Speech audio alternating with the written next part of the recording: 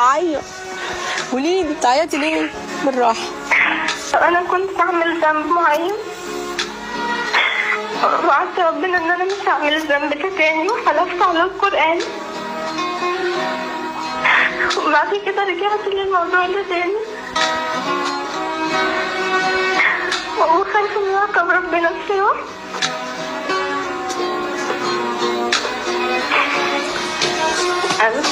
سامعاك. ورجعتي تاني وخايفه من ربنا، صح؟ ايوه. طيب انا اولا مش عايزاكي تعيطي عشان خاطري، ما تعيطيش. عيطي على سجادتك وفي سجودك ومع ربنا. بصي، اولا ما تحكيش الذنب ده لحد نهائي نهائي، ولا تسمي الذنب ولا تقوليه. وبعد ما تخلصي المكالمه معايا اعملي الخطوات الاول اللي هقولك عليها. اول حاجه قبل ما تعملي الخطوات لازم اعرفي ان كلنا ذوي خطأ، كلنا ذاك الرب، بتختلف بس درجات المعصيه او الغفله. كلنا لكن ما فيش حد كامل. بعد ما تخلصي المكالمه هتروحي تتوضي يا أمة الله، اسمعي اللي بقولك عليه. ايوه. بصي هتروحي تتوضي، تمام كده، وتصلي ركعتين. ايوه تمام. وبعد ما تصلي الركعتين قولي دعاء طلب الحاجه وادعي ربنا. يا رب، يا لما انت اعلم بحالي يا رب، انا مسكينه يا رب، انا ضعيفه يا رب، انا الشيطان والله يا رب ما عصيتك حين عصيتك تجرؤا عليك ابدا، ولا استخفاف باليمين اللي انا حلفته معاك. والله يا رب ما فعلت ده الا يعني غفله، ويعني غرني سترك المسدول علي يا رب، اخر مره سامحني. طيب ورحتي وخلاص وعملتي وقلبك هدي وعيطتي وقلبك هدي وكذا، وقمتي تبيعيه على طول بعمل صالح على طول، وقعدتي فتره كويسه، وبعدين انتكستي تاني اروح اتوضي واقوم جايه مصليه الركعتين وداعيه ربنا. طب انتكست 1000 اتوضي ال100 و1000 وصلي. انتكست مليون توب ال1,000,001.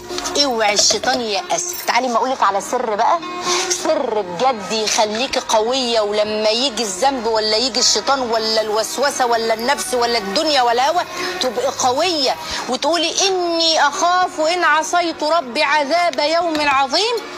كل يوم صلي ركعتين قيام قبل ما تنامي. بعد ما تصلي صلوات المكتوبه وصلاه العشاء خلاص وكذا، صلي ركعتين قيام بنيه يا رب قويني، يا رب توب علي، يا رب طهرني، يا رب اجعلني من الصالحات. اخر مره يا رب، يا رب والله انا عايزه طريقك، يا رب والله يا رب انا عايزه اشوف نور وجهك يوم القيامه ولذة النظر لوجه، عايزه اكون مع النبي عليه الصلاه والسلام، عايزه اكون مع الصالحين. اقسمت عليك باسمك الاعظم الاحب الا رددتني يا رب، ما تردنيش. اقسمت عليك الا غفرت لي يا رب، اغفر لي يا رب، توب علي يا رب، خدني في رحابك وجنابك وانسك وتقواك يا رب.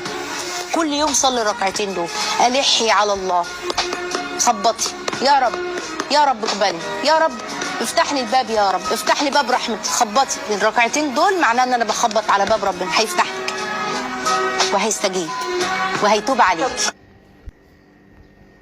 عيط. قولي لي بتعيطي ليه؟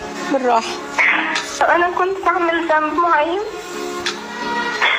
وعدت ربنا ان انا مش هعمل الذنب ده تاني وحلفت على القرآن،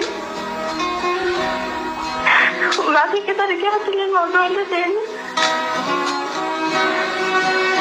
وخايفة من عقاب ربنا بسوا.